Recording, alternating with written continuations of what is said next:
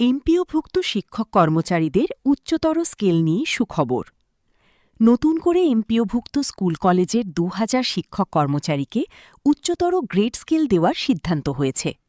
শনিবার ২রা মে মাধ্যমিক ও উচ্চশিক্ষা অধিদপ্তরের মে মাসের এমপিও কমিটির সভায় এসব সিদ্ধান্ত নেওয়া হয়।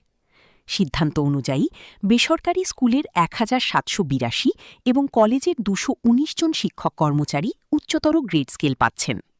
সভায় অংশ নেওয়া কর্মকর্তারা জানান, উচ্চতর গ্রেড পাওয়া স্কুলের শিক্ষক কর্মচারীর মধ্যে বরিশাল অঞ্চলের ২৩৬, চট্টগ্রামের ১৫৮, কুমিল্লার ১২৮, ঢাকার ১৯৪, খুলনার ২৫৩, ময়মনসিংহের ২৬০, রাজশাহীর ২৮০, রংপুরের ২১৩ এবং সিলেটের ৬০ জন রয়েছেন।